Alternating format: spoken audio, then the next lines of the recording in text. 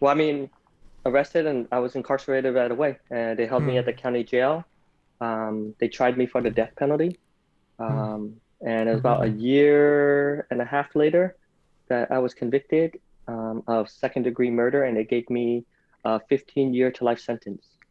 At the time, that basically meant the same thing as a death sentence because the state of California was not paroling any life-term prisoner at the time. Mm. So I went up to prison. I thought, okay, I'm going to die in here. How does that feel to get a sentence like that? Well, I think there's a part of me that still held out hope. Like, hopefully my appeal goes through. It's just, I think the mind just goes into denial, thinking, okay, well, I hope this happens, or I hope this happens. Mm. And then my appeals um, run out, get denied and everything. And by that time, I've been in prison about 3 years.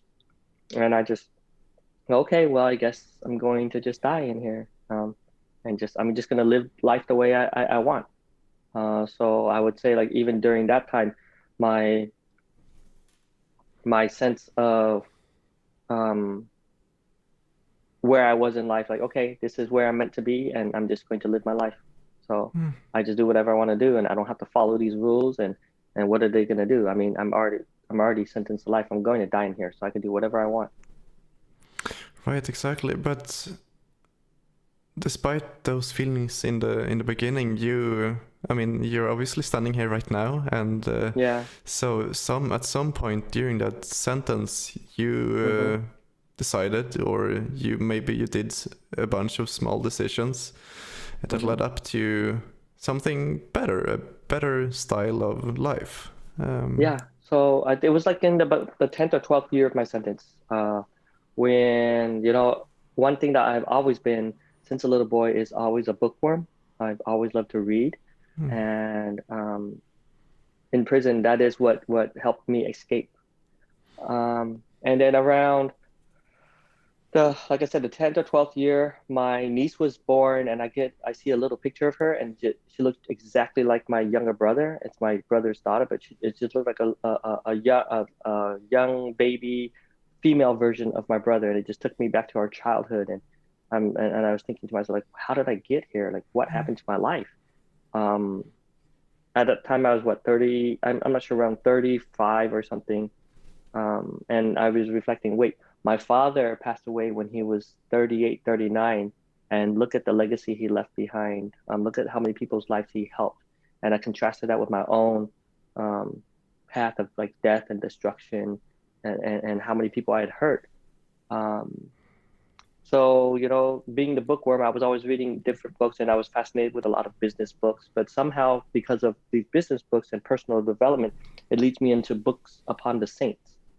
mhm, And I became fascinated, especially with stories about saints that had failed in some way, and yet how did they become better? And I just, my mind began being filled up with how to leave a legacy, even if I'm going to die in here, and how do I make myself a better person while in here? And it's these small choices that got me down this path, and how do I make right choices each day? And it was one day on the prison yard when my head was filled up with all these thoughts, these teachings, hmm. and I said to myself, like, why does prison have to be punishment? Why can't this be a place that I make myself better, um, even if I'm supposed to die in here? And that thinking, that small, subtle shift in my thinking, made all the difference in the world for me. I mean, I remember the sun coming up over the hills. Um, I was able to feel the warmth of it. In the little blades of grass, I saw the individual drops of dew. And up above me in the razor wire, I heard a sparrow chirping. And I tell everyone, like, yeah, it probably been chirping my whole prison term. I never heard it. But that day I heard it. That day I became present. And I would have to say from that day forth, like prison would no longer had this cold, harsh, ugly feel to it. It became a place where I could connect with other human beings. And I saw them as, okay, we're all on a journey here, some of them much further along, and some of them perhaps not even awakened yet. And that's how I began to approach every single day of my life in there from that day forth. How do I make my place better? You know, And then that opened up to where I can make an impact. And I began grieving my father death about 25 years after he died. That's probably when I say I began the process of mourning him properly.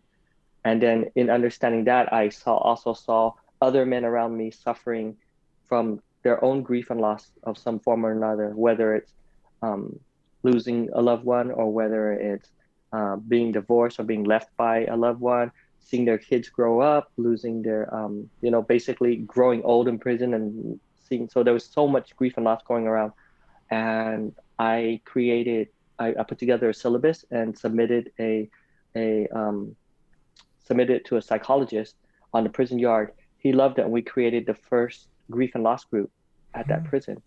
And I got to see the impact that we made in there, and it just made me feel so alive, and so um, I began to have like such purpose and meaning in life in there. So I got involved with other groups to help other people, and it became where, how can I lift up this community? How can I make an impact in this small little forgotten corner of the world? And that's just how I lived and breathed for the next 5 years, from like 2010 to like 2015, until I went to the parole board in 2015, and they told me, we do not see that you're a danger to society. And that's when they ordered me that I could be paroled, and I was released November of 2015. That's like 5 years ago now. Yeah.